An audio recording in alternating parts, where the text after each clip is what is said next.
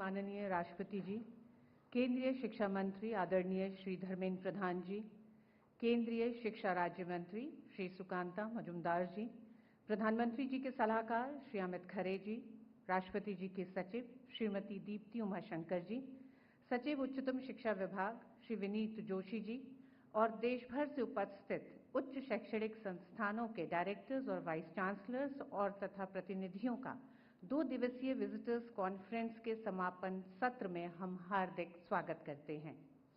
दूसरे दिन के समापन सत्र की शुरुआत हम देश भर से आए उच्च शिक्षण संस्थानों के बीच विभिन्न विषयों पर हुए 5 सत्रों की समीक्षा टिप्पणी से करेंगे।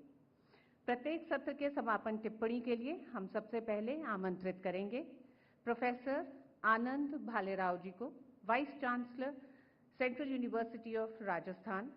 आपके सत्र का थीम था flexibility in academic courses, credit sharing and credit transfer with multiple entry and exit options.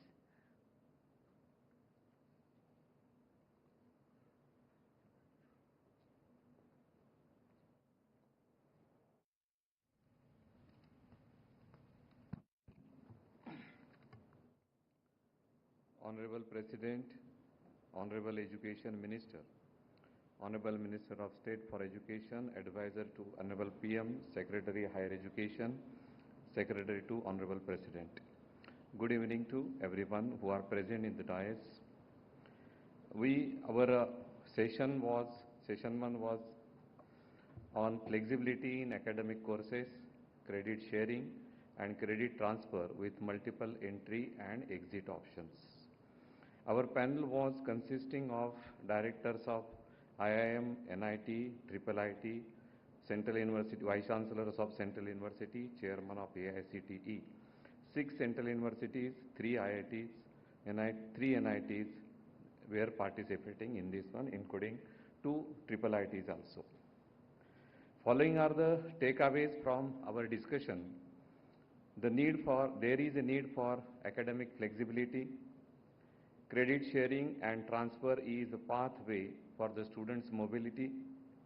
We should study the global best practices as for the model for India.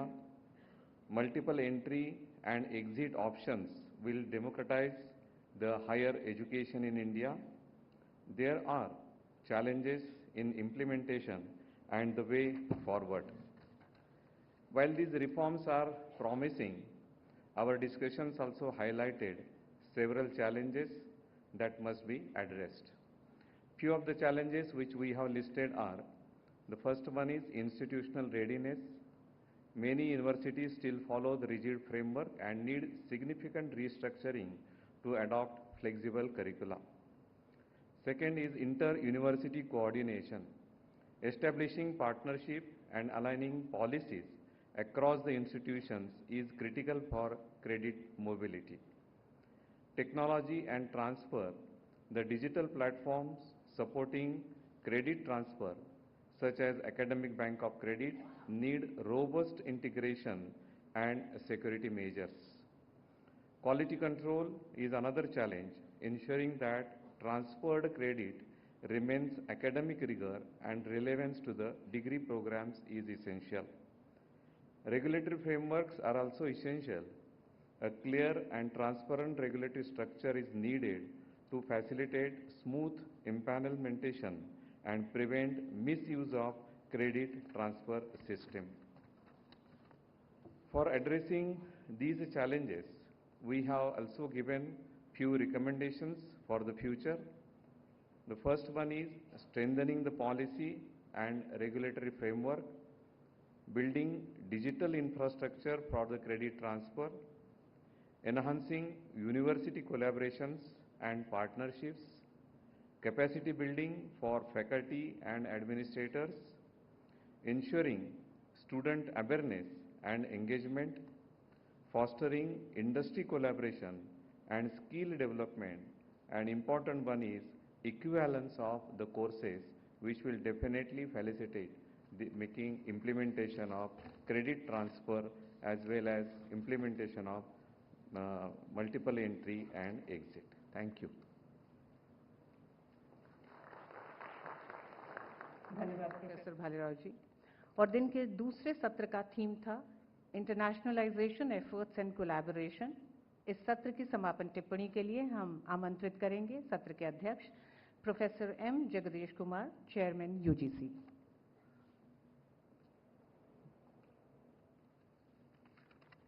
Honorable President of India, Honorable Ministry of Education, Honorable Ministry of State, Education, Advisor to Honorable Prime Minister, Secretary Higher Education, and Secretary to Honorable President of India.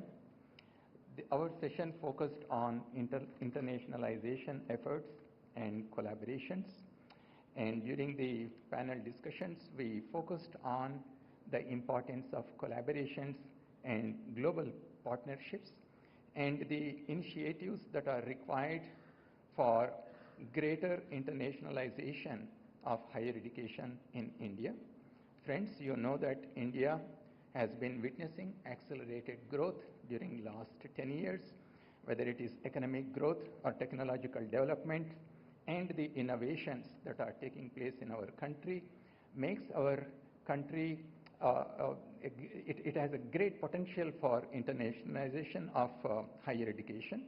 The launch of National Education Policy marks an important milestone in transforming India's education landscape. NEP 2020 tells us about the importance of internationalization at home and promoting India as a Vishwaguru. During our deliberations, we focused on three kinds of internationalization. One is encouraging our own educational institutions to go abroad and set up our campuses there. We already have the examples of IIT Madras and IIT Delhi, and we looked at the potential that India has in attracting international students to our country. And thirdly, we also looked at the possibility of providing high quality international education to our own students at home. And in all these three areas, the UGC has issued regulations to facilitate this. For example, setting up of the campuses of international institutions in India, twinning joint and dual degree programs. Many universities have already adopted this twinning joint and dual degree programs.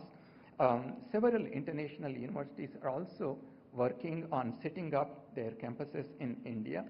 And in addition to these IITs, there are many more institutions from India which have the great potential to set up our campuses abroad. One important thing that we discussed was that when we want to bring international students to India, we need to focus on the global south. You know that India conducted very successfully recently the G20 summit, and the education working group of G20 passed a resolution emphasizing on the need to reach out across the borders in academics and research collaborations. So therefore it provides us a greater opportunity for us to internationalization. But however, many of the colleagues who participated in the panel discussion also emphasized on strengthening our own education system within India by speedily implementing the NEP 2020 so that we have the best educational system within our own country. And they also pointed out that our education system should provide a very unique education to the international students. Only then we will be able to attract them. And one of the ideas that came is introducing, for example, Indian knowledge systems as part of our education, and also introducing more and more Indian study cases, such as recently we conducted one of the largest gatherings of humans on earth, Kumbh Mela. That could be a case study. The way we handled the COVID. So many more Indian case studies have to be introduced in our higher education system. And lastly, we all felt that there is a greater need for branding our higher educational institutions. Groups of vice chancellors and heads of educational institutions should visit some of these countries in the global south and promote our higher education. And lastly, the alumni also play an important role. Therefore, we should connect with our alumni in promoting our Indian higher education at the international level. Thank you. Thank you very much. धन्यवाद sir. और दिन के तीसरे सत्र का theme था translation, research और innovation. इस सत्र के कंक्लूडिंग रिमार्क्स के लिए हम आमंत्रित करते हैं professor Govindan Rangarajan, director, Indian institute of science, IISc, Bangalore. Sir.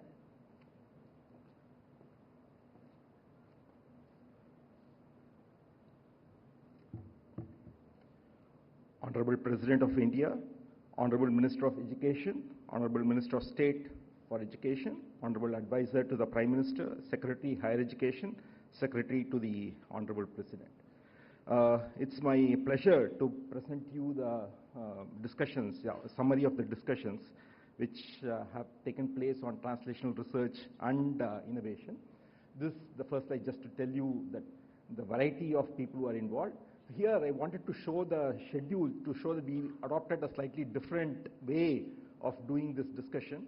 We crowdsourced the ideas from the panelists. So we found out what are the main challenges that their institutions face in doing translational research and innovation. And the questions we addressed were based on those. So as far as translation research and innovation, we all know that this is a process of taking discoveries, fundamental scientific discoveries and ideas to products and applications that benefit the whole human race. And these are various steps involved. I won't go through those steps. So let me go to the next slide. Next please. And one of the challenges, main challenges facing this whole process of translation research and innovation are the valleys of death. It is not just one valley of death, but there are multiple valleys of death which hinder the progress from basic research to ideas, to products. So there could be valleys of death going from proof of concept to prototype, from prototype to product, and from product to market. So we have to have a process which addresses all these valleys of death. Next slide, please. So the first question that the panelists came up with was how to change the faculty mindset and the student mindset so that they take up these issues of translation research and innovation. That is one of the major hindrances to doing this successfully. And there are many steps we felt that could be taken to make this possible. Things like promotion criteria, where you include translational research and innovation as one of the criteria. But at the same time, everybody felt that one cannot dilute fundamental research because the whole citadel of translation research is based on the fundamental research. Without the fundamental research, this whole edifice will collapse. So it's very important to do that. And we also would need fellowships for translation research to incentivize students and so on. Maybe semester breaks for students to take up translation research. And equally importantly, the last one is using AI tools. I think this is something which is not being fully used for research. Many people are using it for trivial things like writing essays, poetry, and things like that. But more and more, the AI tools should be used as an aid for research. I think that is something which there should be an increased focus from all institutions. And other question we addressed was how to build the necessary ecosystem. Because we are very bright people, bright faculty, bright students. What is preventing them from doing translation research and innovation? It's one hindrance is the ecosystem. So, for example, you would need large-scale funding to promote translational research. As has been often said, probably the whole research funding should go up to 2% of the GDP. And very important is a special focus and attention for central universities. They typically do not have sufficient funds to set up incubators because their fees are low. They don't have enough internal resources to set up these things. So we need to give special attention to supporting the central universities and second-tier CFTIs. And we should also identify long-term challenges. And there are many others like patenting office, etc., which are common among some of the well-established institutions, but they are not so common in other institutions. So I think this is something which tells you that these are things, policies, etc., should be adopted across all institutions. And they would need financial support. Without financial support, it may not be possible for them. So let me go to the next slide. And the other third hindrance was how do you attract and partner with industries? Because industries tend to mistrust academia. They feel that they are confined to their ivory towers. They don't come out and interact with industry.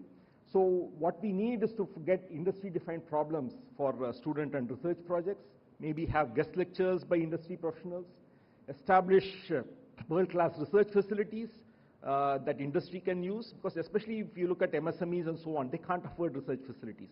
So if you establish very strong research facilities in these academic institutions, they'll come forward to interact with the academia. And it's not that every institution has to do translation research. You need institutions maybe which focus on basic research, others that focus more on translational research, but there should be a gradation. It's not one size fits all. And you should also build the track record with industry and make sure that any success stories that emerge are well documented and distributed to all institutions so that everybody can learn from these success stories. I think otherwise everybody tries to reinvent the wheel. So these are some of the major questions that we addressed here. Next slide, please. So I'll end with this. So in the innovation ecosystem, there are four partners. One is the government, which provides the funding and regulation. You have the institutions which provide R&D. Then you have the industry, which provides manufacturing and marketing. And of course, even now a lot of research also. And society, most important, which provides problem definition and solution validation. But these are not sufficient. You also need startups and ventures, incubators, which will create all these startups. You need accelerators for the startups to gain a market entry. You need investors to scale up and sustain, and you also need media for promotion and branding. So we need all these various factors to come together so that we can have a very successful translational research and innovation ecosystem. Thank you. धन्यवाद professor Rangarajan जी। दिन के चौथे सत्र का theme था effective student selection processes and respecting student choices in context of NEP. और इस सत्र के कंक्लूडिंग रिमार्क्स के लिए हम आमंत्रित करते हैं प्रोफेसर मनिंद्रा अग्रवाल जी को, director IIT Kanpur.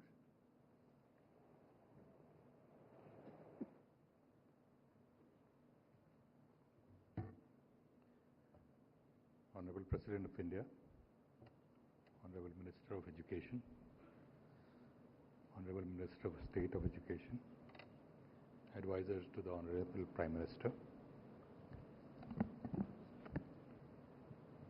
Secretary to the President of India, and Secretary of Ministry of Education.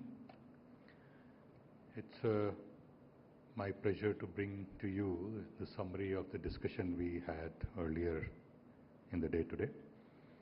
Our topic was, I'd covered two aspects of it, which is how do we select students to our academic institutions, and also once they come in, what are the choices available to them? How do we facilitate or enable them to choose better? So we have split our thought process into these two segments, and for each we have identified certain challenges and made certain suggestions. Next slide.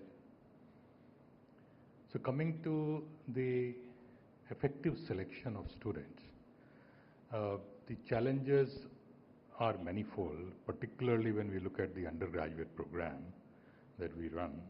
There are way too many entrance examinations. Coaching has become a real burden on our student body, leading to a lot of stresses, neglection of the school education. There is also questions that as to do we really need very specific subject-based examinations. Many of the institutions are hampered by late declaration of results.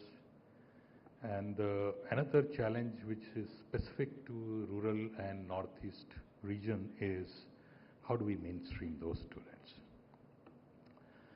Some suggestions that we have for that is the key one is low staking of examination. No examination should be is very high stake. Now, when coming to the specific requirements from Northeast student, we learned that in certain NITs located in that region, they are unable to fill up the seats reserved for this region because the 75% cutoff is not being met by many. So that is something that may be considered specific to those regions.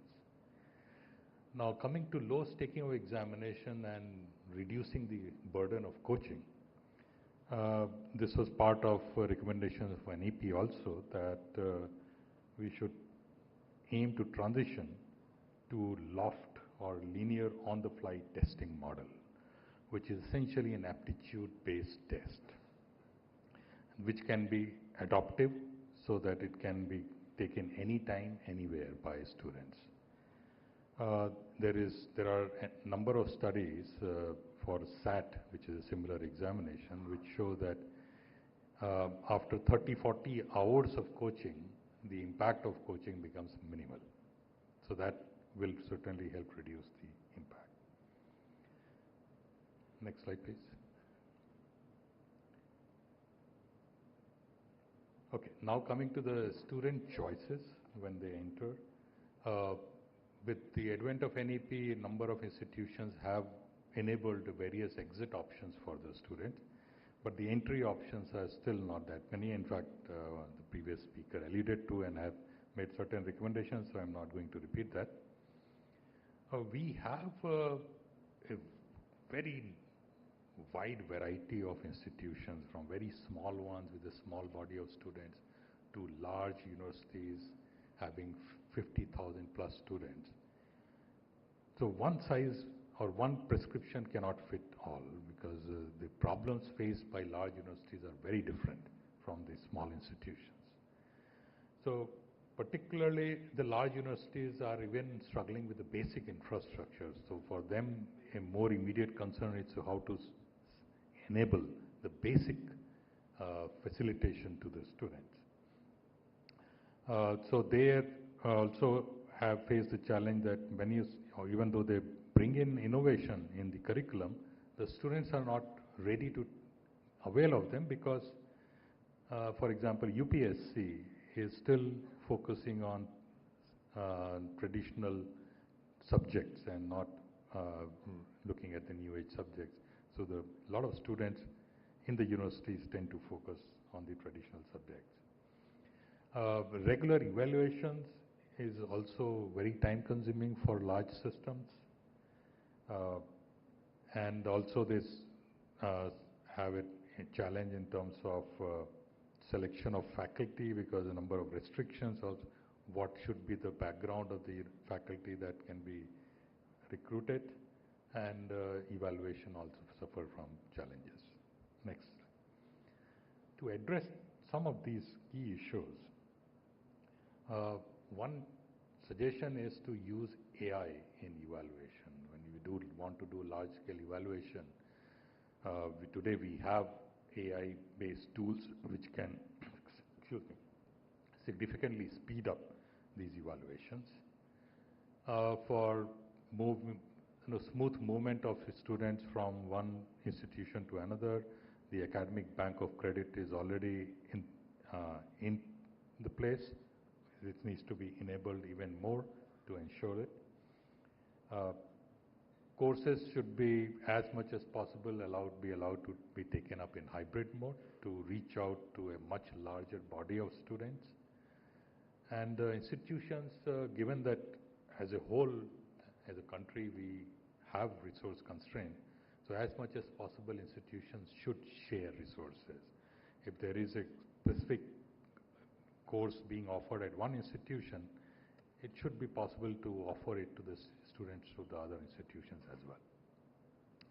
Finally, coming to other broader challenges that we face our system today, one of the biggest one is the mental health. The way the society today is, the way various pressures are acting, our students as well as faculty are facing increased stresses, and our system as a whole, all of us collectively need to take special steps to address that. There are many institutions where one of the reasons they are unable to implement several things is because the academic leadership is not immediately available. There are certain delays in appointment of those. So that is something that we request the ministry to take a note of and help us with that. And finally, the NIRF ranking mechanism perhaps needs a relook because it is introducing distortions into the system. A number of institutions are simply trying to gain the parameters, which was certainly not the intent. The intent was to identify the institutions that are doing well, identify their strengths, and then also weaknesses so that they can focus on their weaknesses. So maybe there is a need to review the way an IRF ranking is done and take appropriate measures. Thank you. धन्यवाद professor Agarwal. और दिन के अंतिम और 5वें सत्र का theme था इफेक्टिव असेसमेंट्स एंड इवैल्यूएशन। इस सत्र के कंक्लूडिंग रिमार्क्स के लिए हम आमंत्रित करते हैं doctor Radhakrishnan, former chairman ISRO and chairman BOG IIT Kanpur.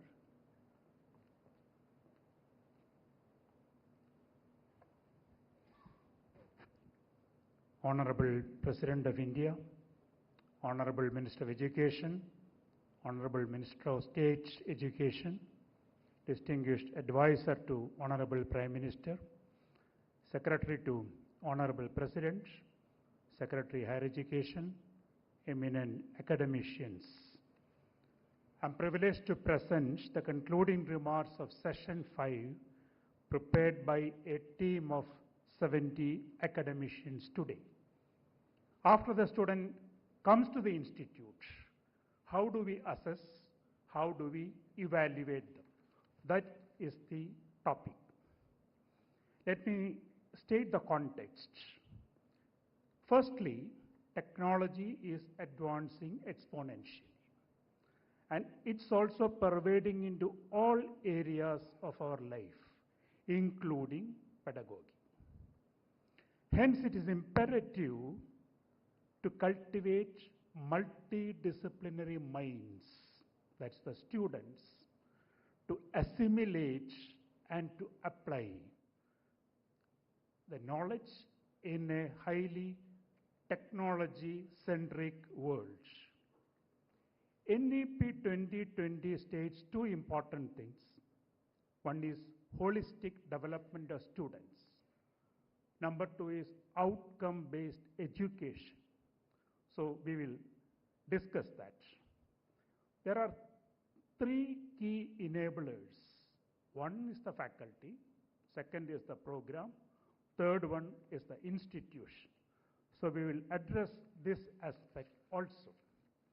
When we talk about the facets of holistic development of students, there is an intellectual part, there is an aesthetic part, there is a social and physical aspect, and extracurricular activities like sports and arts which have to get into it.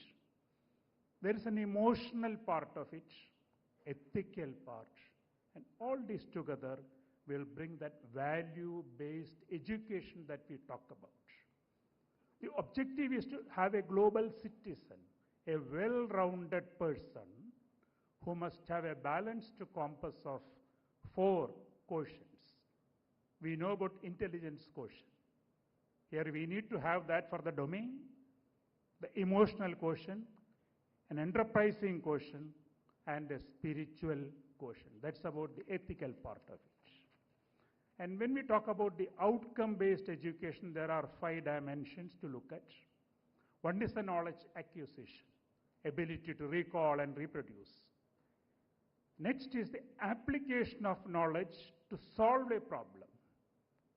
Third is the analytical ability to decipher patterns and trends and critical thinking process. Equally important is the ability to synthesize from multivarious inputs, new ideas should come out. And the objective of learning is learning how to learn, and that has to be inculcated in the students. And it is imperative now to assess and evaluate students on these 5 dimensions. Let us see the word assessment. Assessment means gathering information. And it has to be done systematically. And in the context of NEP 2020, it has to be done systemically as a total system. We all know about the formative assessment versus the summative assessment. It is essential to identify the learning needs of each student, and also improve the pedagogy based on the feedback that you get from them. And this is a continuing process, and actionable feedbacks are required both for the students and the faculty. We also talk about multi-layered and multi-source assessment. Today it is from the teacher. It has to come from the self, it has to come from the parent, it has to come from the teacher, and it has to come from the society. Because we are trying to develop citizens who are society-centric, who will have the sensitivity to the society. And how do we measure that? It's also important. In the context of national credit framework, we need to have a uniformity in the evaluation. This is a huge task because from a class of 13 in IIT to an open university with lakhs of students, how do we ensure this process? And there are several taxonomies available, including the Bloom, but the team felt we need to have an Indianized taxonomy to be developed. Coming to evaluation, evaluation is essentially making judgments, and that has to be fair and transparent. And there has to be predefined criteria. And finally, need stratification and scoring. And here we have to ensure the uniformity across the institution. One thing which is important is to note the uniqueness of the student. Like we say, specially abled children, there are specially gifted children.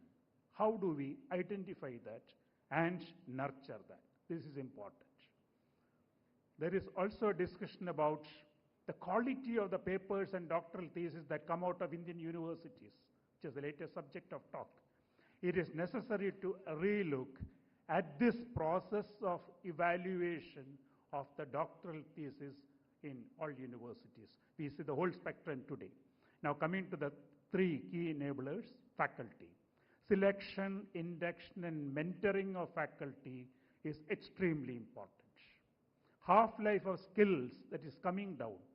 So they need to refresh themselves and renew through research. And how do we convert that knowledge into national wealth? The group 3 indicated how to do that.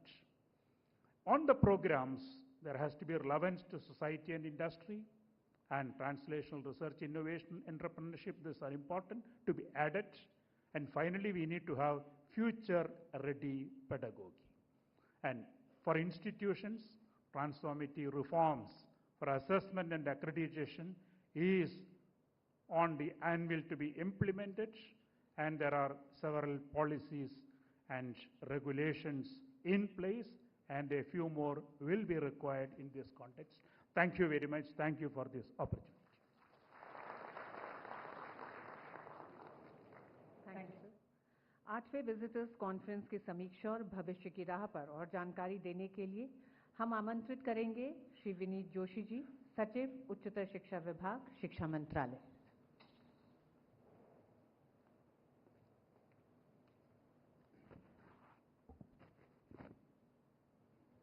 Honorable President, Honorable Minister of Education, Honorable Minister of State for Education, Advisor to Honorable Prime Minister, Secretary to Honorable President, Vice Chancellors, Directors, and esteemed guests. It's an honor to address this esteemed gathering at the conclusion of the Visitors Conference 2024-25, a forum that has brought together visionary leaders, educationists, and policy makers to deliberate on the future of higher education in India. The National Education Policy 2020 is a transformational reform rooted in ancient Indian principles that uphold the pursuit of knowledge, wisdom, and truth as the highest human goals. Built on the 5 key pillars: learner-centric education, digital learning, academic research and internationalization, industry-institute collaboration, and Indian knowledge system, the NEP 2020 envisions a holistic, inclusive, high-quality and accessible education ecosystem. In the last 2 days, we have deliberated and explored various facets of NEP 2020 spread across the sessions on the 5 core thematic areas relevant to the need of present issues and challenges. The first session, as we saw, highlighted the importance of flexibility in academic courses and transfer of credits in a multiple entry and exit system. The core objective of this theme was to empower students with a well-rounded, multidisciplinary education by seamlessly integrating diverse domains such as humanities, sciences, and skill-based learning. The multi-entry and exit system is envisaged to facilitate the movement of students within academic and skill development institutions and to allow them to transition between academic and professional journey as and when needed. Enabled through the academic bank of credits that facilitates seamless credit transfers through APAR ID, students now have unprecedented flexibility in their academic journey. Though we have achieved some major milestones under this initiative, as more than 4 crore APAR IDs have been created and more than 3 crore credit records mapped to these unique student IDs, enabling them to see their learning progress. Still, we have challenges ahead to translating and using these tools in actual advantage to every student. First session also emphasized the need for standardization of learning outcomes and identifying entry and exit points, enabling students re-entry in education ecosystem, exit, and mapping of relevant skill courses. The second session was on internationalization efforts and collaboration. It underscored the significance of internationalization, which is also one of the core pillars of NEP 2020. To advance this initiative, the UGC has established guidelines enabling foreign higher education institutions to set up campuses and operations in India. University of Southampton has initiated setting up of its offshore campus in Gurugram, which will be the first foreign offshore campus in the country.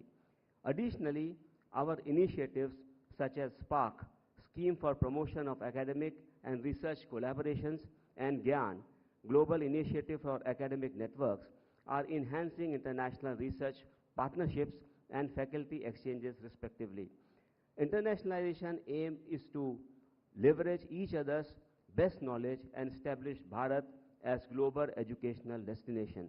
The discussions in the second session also highlighted importance of offering courses such as yoga, wellness, skill upgradation, disruptive technology in cost-effective modes so that India can serve as knowledge capital for Global South. The third session was on translation research and innovation. It emphasized the crucial role of the government, industry, and academia in building a knowledge-based economy. It focused on how translational research can be effectively leveraged to develop market-ready products and solutions for industries, society, and global markets. We acknowledge that translation research as an area inherently carries some risks such as long gestation periods and the challenge of bringing scientific discovery with real-world implementation.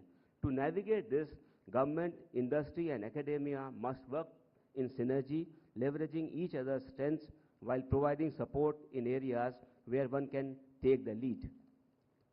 The fourth theme was on effective student selection processes and respecting student choices in the context of NEP.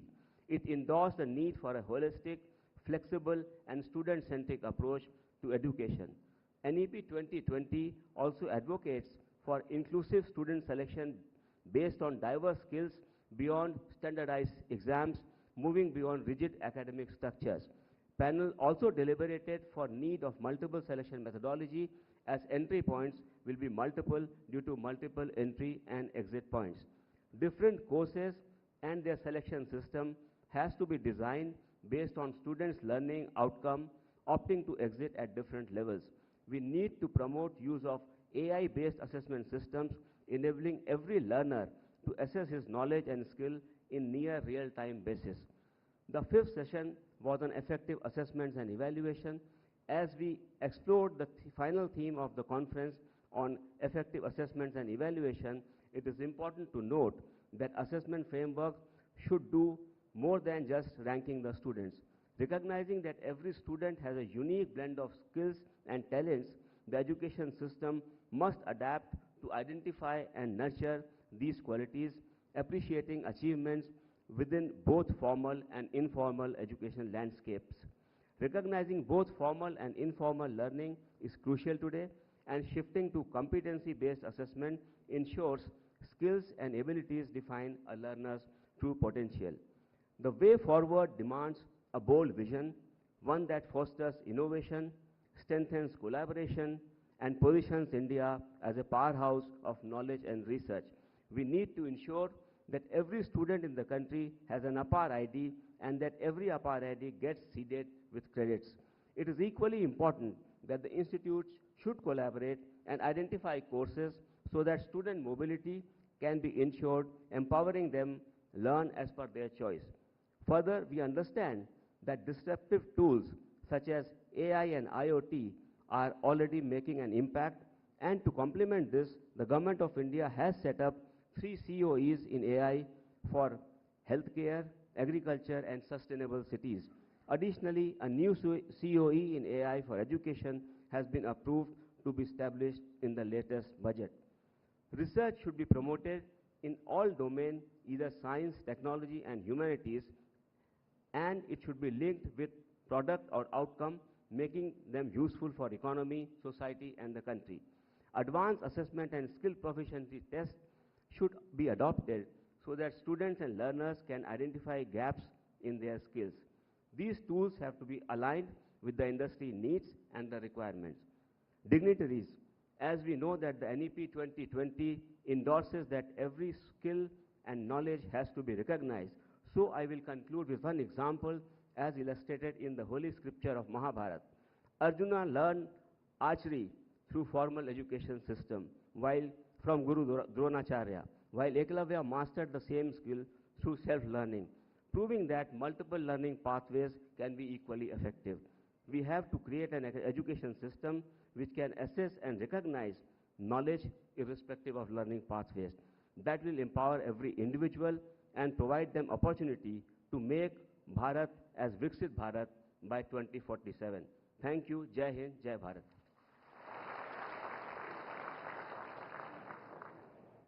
धन्यवाद सचिव महोदय। और अब हम केंद्रीय शिक्षा मंत्री श्री धर्मेंद्र प्रधान जी से समापन संबोधन के लिए अनुरोध करेंगे।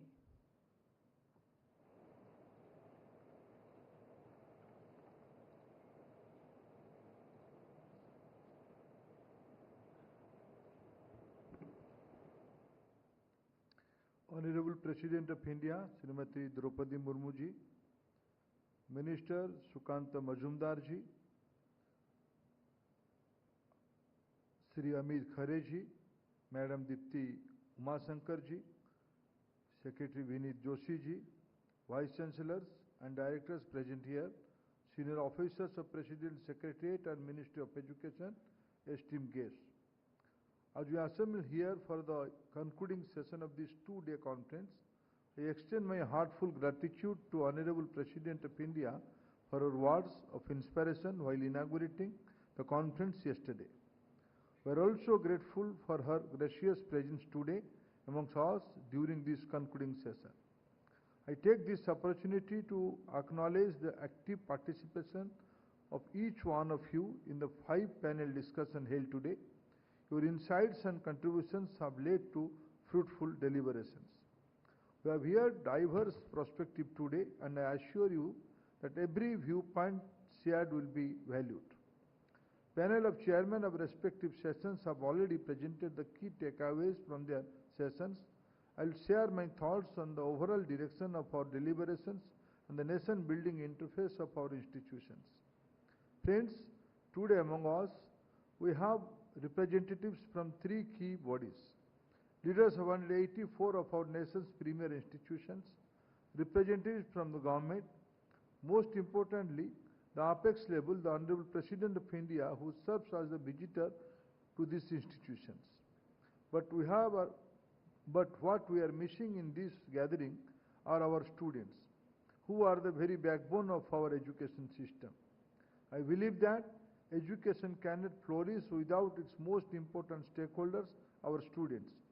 They are not just recipients of knowledge, but the very foundation on which our education system stands. It is essential that we never lose sight of the students' interests.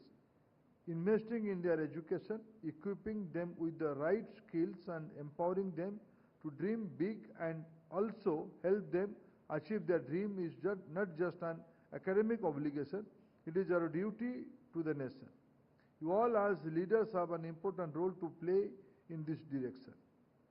As our Honorable Prime Minister Shri Narendra Modi ji has often emphasized, our mantra must always be nation first. And what greater service there is to nation than strengthening the very foundation of that will shape its future. This is guiding principle is reflected in the transformative policies and initiatives from Swachh Bharat Abhiyan, which has improved public health and sanitation, to Beti Bachao, Beti Padhao, which has championed the cause of girls' education. The Jal Jeevan Mission, which has ensured access to clean drinking water. Every initiative has been a step towards empowering our citizens and strengthening our nations. Under the visionary leadership of our Honorable Prime Minister Modi ji, the farmers, the women, the youth and the poor have remained at the heart of the government's policy and priorities. From women-led development to women-led development, our government has changed the focus and orientation towards issues facing women. We have passed the historic Nari Shakti Bandhan Adhiniyam to ensure that 1/3 of the seats in the Lok Sabha and state legislative assemblies are reserved for the women. On the economic front, our government has undertaken bold and transformative reforms to drive inclusive growth and empower every citizen. The Pradhan Mantri Jan Dhan Yojana laid the foundation of financial inclusion at an unprecedented scale, ensuring that even the most marginalized section of society have access to the banking services. By linking these accounts with Aadhaar and mobile numbers, we create the JAM Trinity, enabling direct benefit transfers that have eliminated middlemen, curbed leakages and ensured that every rupee of government welfare reaches its rightful beneficiaries. At the same time, our Make in India initiatives and PLI schemes are transforming the country into a global manufacturing hub, reducing our dependency on imports and making India Atmanirbhar. Through initiatives like Startup India, the government has created a thriving ecosystem that empowers young entrepreneurs. It provides them with financial and regulatory support and nurtures their ideas into successful ventures. Over the last 10 years, our government has worked tirelessly to unify the nation, harnessing the power of unity under the vision of Ek Bharat, Shrestha Bharat. Policies like One Nation, One Tax, GST, One Nation, One Ration Card, One Nation, One Subscription, or the proposed One Nation, One Election reflects the government's commitment towards creating a cohesive and efficient governance structure. At the core of these reforms in our government's policy of minimum government, maximum governance, it is a commitment to improving the efficiency and effectiveness of governance mechanism. Structural re-engineering is being done across the government along with consolidation and merger of public sector banks, rationalization of the number of tribunals, introduction of new labor code, consolidating 13 labor laws, repeal the redundant and obsolete laws, among others, are the highlights of the government's action on improving the efficiency of the system. Reflecting this commitment, our government is soon going to bring before Parliament the Higher Education Commission of India bill in order to strengthen and empower our higher education institutions. HECI will mark a paradigm shift in higher education system with objective to create a more streamlined, responsive and effective regulatory accreditation and standardization framework that enables institutions to reach their full potential. HECI is a key component of the NEP vision for higher education reform that has potential to drive the development agenda for a Vikasit Bharat. To achieve vision of Vikasit Bharat, our institutions must prioritize the effective implementation of NEP. This is a holistic and transformative framework that seeks to promote multidisciplinary research, industry-academia collaboration, student flexibility, and most importantly, the ever-dynamic field of Indian knowledge system. Under NEP, Indian knowledge system and Indian language learning will be the game changers in the accelerating learning outcome and fostering deeper intellectual and cultural roots. Recognizing this, recent budget has given due importance to this aspect through initiatives like the Bharatiya Bhasha Pustak Scheme, Gyan Bharati Mission for a manuscript, and creation of a national digital repository of IKS. Efforts have been made to ensure that education remains rooted in our culture and ethos and at the same time futuristic to meet the demands of 21st century. Today has been a truly productive and enriching day filled with insightful discussion and forward-thinking ideas. As we leave this conference, let us remember that the responsibility of shaping India's education system rests on our shoulders. The implementation of NEP is not just a policy mandate, it's a national mission.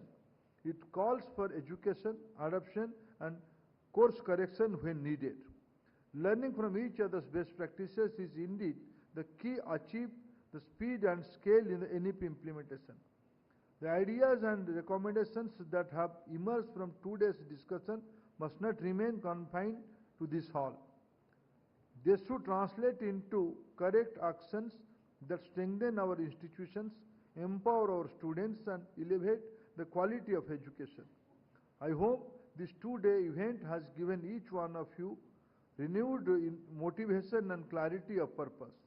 The road ahead is challenging, but together with a shared vision and commitment, we can redefine our education system and create a knowledge-driven, self-reliant Bharat firmly on its way to fulfill developed country by 2047. Let us move forward with urgency and determination, knowing that every step we take today is shaping the future of our nation. Thank you, friends.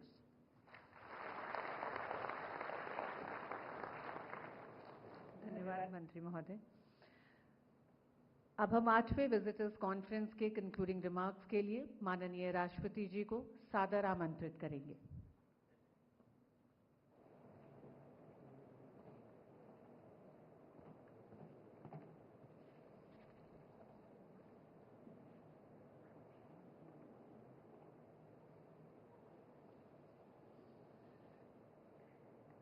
इस visitors conference के समापन सत्र में उपस्थित केंद्रीय शिक्षा मंत्री श्री धर्मेंद्र प्रधान जी, शिक्षा राज्य मंत्री डॉक्टर सुकांत मजूमदार जी, प्रधानमंत्री के सलाहकार श्री अमित खेरे जी, उच्च शिक्षा सचिव श्री विनीत जोशी जी, राष्ट्रपति के सचिव श्रीमती दीप्ति उमाशंकर जी, भारत सरकार के वरिष्ठ अधिकारीगण, केंद्रीय विश्वविद्यालय के सभी कुलपति, अन्य केंद्रीय संस्थानों के सभी निर्देशक, गणमान्य अतिथियों, देवियों और स्वजन।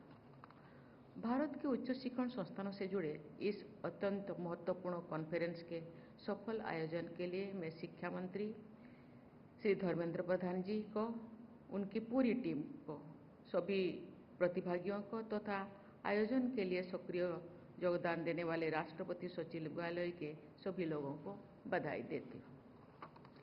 इस कॉन्फ्रेंस के लिए चुने गए विषयों पर हुए विचार मंथन का सारांश सुनकर मैं कह सकती हूँ कि उच्च शिक्षा से जुड़े अत्यंत महत्वपूर्ण आयामों पर उपयोगी निष्कर्ष निकले हैं। इस समापन सत्र में संक्षिप्त प्रस्तुतियां करने वाले विशेषज्ञों तथा विस्तार से गहन विमर्श करने वाले उनकी टीमों के सभी सदस्यों को मैं सराहना करती हूँ।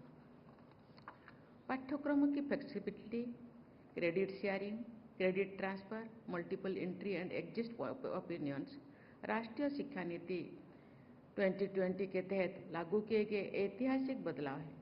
मुझे विश्वास है कि विद्यार्थियों की सुविधा को आप सब केंद्र में रखेंगे। टेक्नोलॉजी के माध्यम से एकेडमिक फ्लेक्सिबिलिटी को आप सब प्रभावी बनाएंगे। इससे विद्यार्थियों को बहुमुखी प्रतिभा विकसित करने तथा अपनी पसंद के पाठ्यक्रमों में अध्ययन करने में अवसर प्राप्त होंगे। 21वीं सदी के पहली चौथाई के अंत में हम स्वाधीन भारत के अमृत काल से गुजर रहे हैं।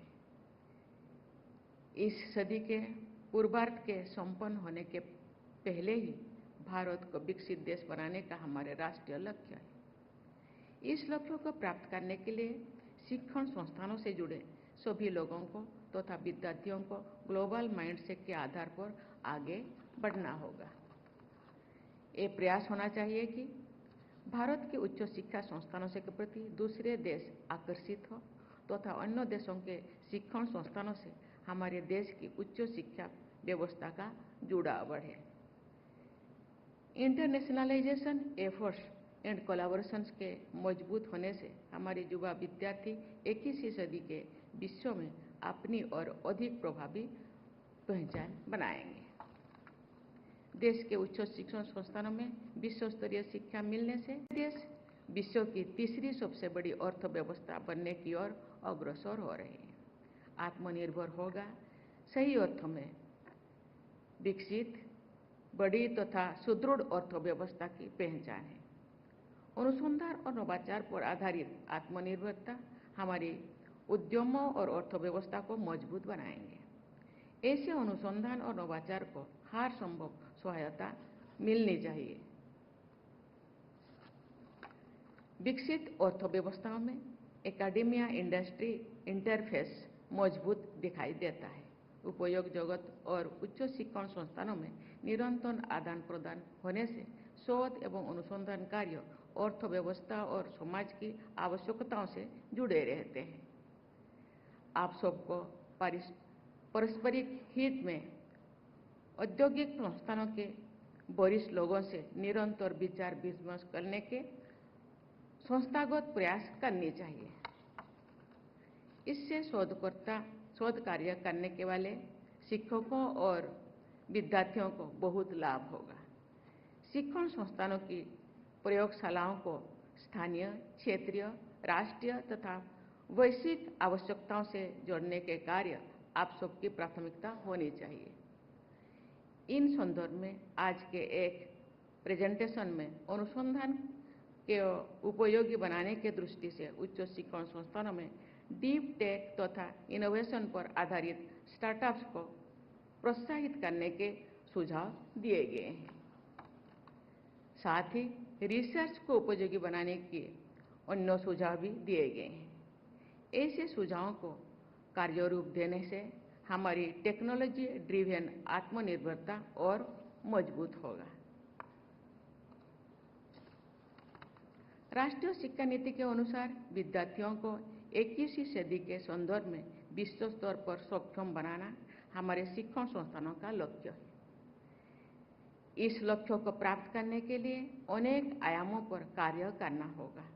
शिक्षा प्रणाली सिस्टम बेस्ड हो और साथ ही विद्यार्थियों की विशेष प्रतिभाओं और आवश्यकताओं के अनुसार फ्लेक्सिबल हो। ये अनिवार्यता भी है और चुनौती भी है। इस संदर्भ में आज के विचार विमर्श को आधार बनाकर निरंतर सचेत और सक्रिय रहने की आवश्यकता है। अनुभव के आधार पर समुचित बदलाव होते रहने चाहिए। विद्यार्थियों को सक्षम बनाना ही ऐसे बदलावों का उद्देश्य होना चाहिए। शिक्षण संस्थानों की गुणवत्ता का आकलन एक जटिल परंतु अनिवार्य प्रक्रिया है। आकलन के लक्ष्य, सिद्धांतों और प्रणालियों को राष्ट्रीय शिक्षा नीति के उद्देश्यों के अनुरूप विकसित करना एक निरंतर चलने वाली प्रक्रिया है। किसी भी आकलन पद्धति की सफलता उसकी स्वीकार्यता और विश्वसनीयता में निहित होती है। आकलनकर्ताओं का निष्पक्ष और आदरणीय होना भी आकलन पद्धति की विश्वसनीयता की अनिवार्य शर्त है। इस मूलभूत आयामों के मजबूत रखने से ही देश विदेश में शिक्षण संस्थानों के आकलन को समुचित महत्व दिया जाएगा। माननीय शिक्षाविदों, उच्च शिक्षण संस्थानों को वेग से बहने वाली स्वच्छ नदियों की तरह अपने प्रवाह क्षेत्रों को उपजाऊ बनाना चाहिए। इस प्रवाह में संस्थानों की परंपरा और भविष्य दोनों समाहित है। कल सायंकाल मुझे कुछ ऐसे पूर्व विद्यार्थियों से मिलने का अवसर प्राप्त हुआ जिन्होंने अपने शिक्षण संस्थानों को आर्थिक सहायता प्रदान की है, कॉर्पोरेट सोसाइटी रेस्पॉन्सिबिलिटी के क्षेत्र में महत्वपूर्ण योगदान दिया है तथा देश के विकास के प्रति सक्रियता बनाए रखी है। उच्च शिक्षा से जुड़े सभी वरिष्ठ लोगों को समाज तथा परंपरा से जुड़कर उज्जवल भविष्य की ओर बढ़ने की मार्गों का निर्माण करना चाहिए। चरित्रवान, विवेकशील और सक्षम युवाओं के बल पर ही कोई भी राष्ट्र शक्तिशाली और विकसित बनता है। शिक्षण संस्थानों में हमारे युवा विद्यार्थियों के चरित्र, विवेक और क्षमता का निर्माण होता है। हमारे देश के युवा विद्यार्थियों का समग्र निर्माण ही आप सबके राष्ट्र प्रेम और समाज सेवा का प्रमाण होगा। मुझे विश्वास है कि आप सब उच्च शिक्षा के उदात्त आदर्शों को अवश्य प्राप्त करेंगे तथा भारत माता की युवा संततियों को स्वर्णिम भविष्य का उपहार देंगे। इसी विश्वास के साथ मैं अपनी वाणी को विराम देती हूँ। धन्यवाद। जय हिंद, जय भारत।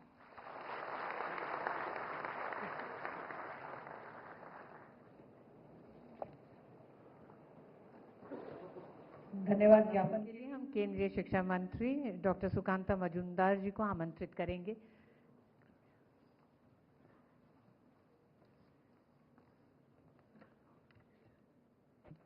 नमस्कार। Shrimati Draupadi Murmu ji, honourable president of India, Shri Dharmendra Pradhan ji, honourable education minister, Shri Amit Khare ji, adviser to honourable PM, Shri Vineet Joshi ji, secretary higher education, Shrimati Deepti Umashankar ji, secretary to president, other officials of Government of India, Vice Chancellor, directors, academicians, and participants.